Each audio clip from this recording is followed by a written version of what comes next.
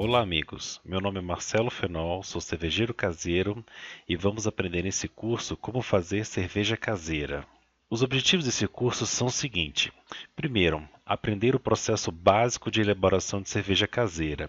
Vamos apresentar aqui a sua primeira receita e você vai conseguir em um dia fazer cerveja com o que você tem em casa.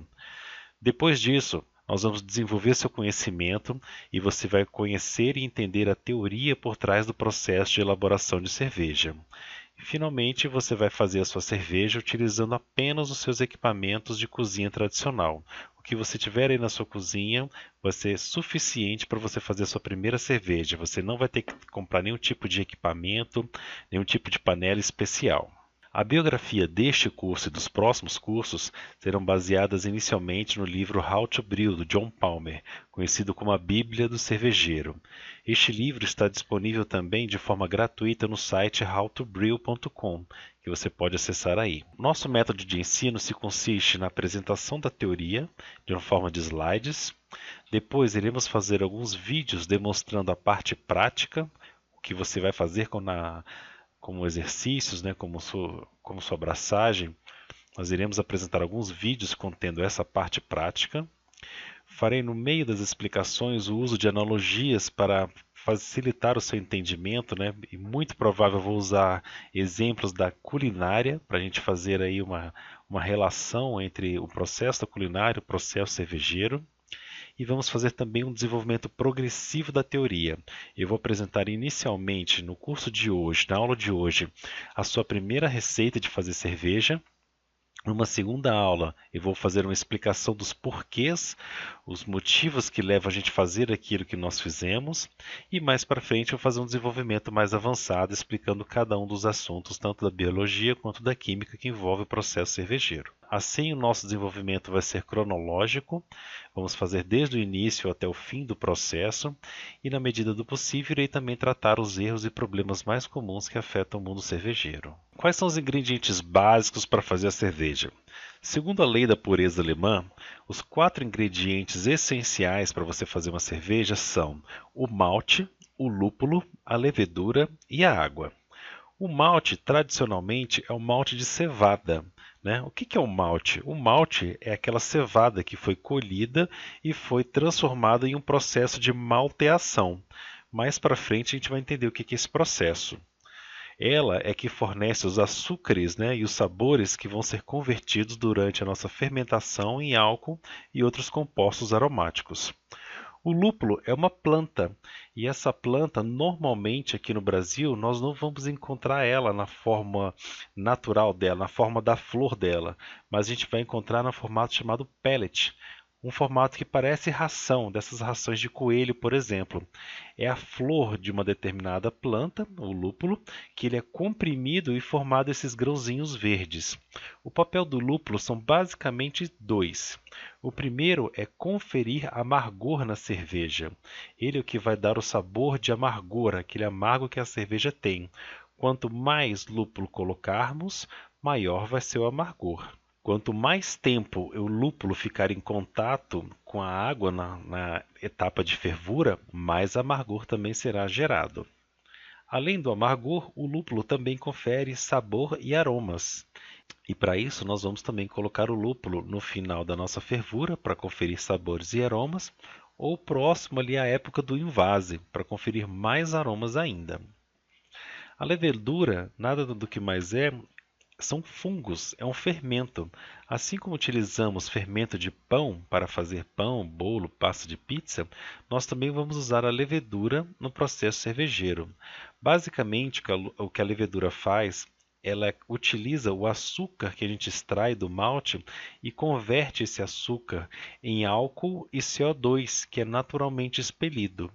Então, quem faz realmente a cerveja não é o cervejeiro, e sim a levedura. Diferentes leveduras vão dar diferentes resultados na sua cerveja. Cervejas que têm menos ou mais sabor de levedura. Vamos também falar de leveduras em aulas específicas. E por fim a água, né? A maior parte da nossa cerveja, cerca de 95 a 90% da cerveja, é feita de água. Então vamos precisar também de uma boa água, uma água potável ou uma água mineral, livre de cloro, livre de outras substâncias. Para o nosso curso, nós vamos utilizar água mineral. Para processos futuros, você pode utilizar água filtrada. Além dos quatro ingredientes básicos, é comum ver algumas receitas que utilizam outros tipos de ingrediente, como por exemplo os cereais não malteados, cereais que não foram para a maltearia, como por exemplo milho, arroz, trigo, aveia. É possível encontrar muitas cervejas que utilizam esses ingredientes. É comum também utilizar frutas.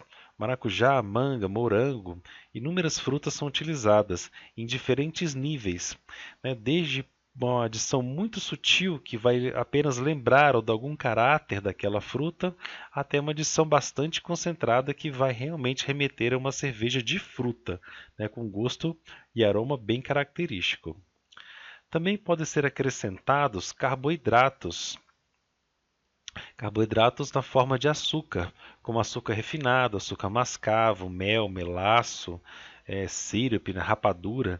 Esses carboidratos eles serão todos convertidos em álcool, então eles vão aumentar o potencial de álcool da cerveja sem criar outros compostos em demasia, como daria, por exemplo, se você acrescentasse apenas o malte. Há também algumas cervejas que utilizam vegetais, como beterraba e hibisco, para conferir principalmente cor, né, cor avermelhada, ou hortelã, camomila, que vão realmente conferir sabor, casca de laranja, semente de coentro, numa cerveja chamada Witbier, né, baunilha, que combina muito com cervejas escuras, e inúmeros outros vegetais. Por fim, também pode ser acrescentado madeira, tanto no formato de barril quanto chips de madeira, e cervejas que têm esse tipo de adição vão conferir um aspecto semelhante ao do vinho quando este é envelhecido também em madeira. Vamos falar agora do processo cervejeiro. Como funciona a elaboração da cerveja? O processo cervejeiro se consiste inicialmente você preparar uma receita de acordo com o resultado que você quer e os equipamentos disponíveis, né? De nada adianta você pensar assim, quero fazer uma cerveja do tipo Scotch, né? Se você não tem, por exemplo, barril ou um outro instrumento que vai conferir o sabor de uma Scotch Ale. Então você tem que pensar numa receita em sintonia com aqueles ingredientes que estão ali à mão. Existem cervejas que utilizam somente aqueles quatro insumos básicos que eu falei, e existem cervejas que utilizam uma série de complexidade de ingredientes. O outro fator, na hora de você pensar na sua receita, é em relação aos equipamentos que você tem disponível, né? Qual o volume de cerveja que você vai fazer? Vai ser 5 litros, 10 litros, 100 litros? Né? E qual é a técnica que você vai empregar? Tudo isso pode afetar o modo de você preparar a sua receita.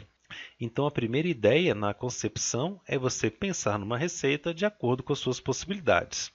Feito isso, você vai adquirir esses insumos, né, dessa receita e vai preparar os seus equipamentos e sua cozinha para o dia que você for fazer a sua braçagem, a sua etapa inicial, a sua etapa quente, que a gente chama também. Okay? E essa etapa quente ela vai durar aí cerca de 2 a 3 horas na maioria das cervejas. Eventualmente, tem alguns estilos que são um tempo mais curto e também tem outros estilos que levam mais tempo. Mas normalmente com 2 a 3 horas de duração você vai conseguir elaborar a maior parte das receitas que existem. Como é que funciona essa parte quente, né? Como funciona a nossa braçagem? Primeira parte é o seguinte, após você comprar lá os seus grãos, né, e moê-los, né, provavelmente na loja que você está comprando ele vai ter um moinho que vai moer, vai quebrar esses grãos, você vai colocar eles numa água quente, numa determinada temperatura, que mais para frente a gente vai explicar as diferentes temperaturas e como elas afetam. E quando você colocar esse malte nessa água quente, a água quente vai começar a solubilizar o açúcar que está lá dentro, né, do grão. Né? O grão que ele é composto basicamente de amidos, sais minerais, alguns íons também, como ferro, zinco e magnésio, eles vão começar a ser solubilizados. E esse líquido quente vai extrair todos esses carboidratos, todo esse amido que está dentro do grão para o líquido, para a água. E a sua água vai começar a escurecer, né? A água que está transparente vai começar a ficar com aqueles tons amarelados, beges, ou dependendo da receita, até mesmo os marrons ou preto. E durante essa solubilização, né, também existe enzimas dentro do grão que elas vão quebrar o amido em um açúcar mais simples, mais fermentável. O amido ele é um açúcar extremamente complexo. Entenda que o amido é, por exemplo, como se fosse uma árvore com seu tronco e uma centena de galhos. Para as leveduras depois processarem o amido, elas não conseguem. Tamanho é a complexidade desse carboidrato, desse açúcar. Então, há duas enzimas que elas vão trabalhar quebrando, como se fosse uma motosserra e tesoura de jardim, e vão quebrando esse açúcar em partículas menores, em sacarídeos mais simples, né? Monossacarídeos, disacarídeos. E esses açúcares mais simples vão ser facilmente fermentáveis pela levedura e no processo fermentativo. Então esse é o trabalho aí da água quente, né? Essa água quente ela solubiliza e permite nesse tempo aí de 45 minutos a 1h30, 2 horas, a conversão desse amido em açúcares mais simples, essa quebra. Feito isso, nós vamos extrair todo o líquido e separar esse líquido do bagaço, da parte de grãos. E feita essa separação, nós vamos ter ali o nosso mosto pronto para a próxima etapa. A próxima etapa é uma etapa onde a gente vai elevar a temperatura agora para o ponto de fervura. E na temperatura de fervura vão acontecer basicamente duas coisas. Uma delas é a esterilização do mosto, né? Vai matar tudo que for bactéria, que for agente contaminante que porventura estiver ali, vai morrer nessa fervura, e você também vai adicionar os lúpulos para agregar o amargor e os aromas, né? Amargor, sabores e aroma, dependendo do seu cronograma de adição de lúpulos que você fizer. Feita essa fervura de provavelmente 1 hora de duração, você vai resfriar o seu mosto e vai transferi-lo para o fermentador, né?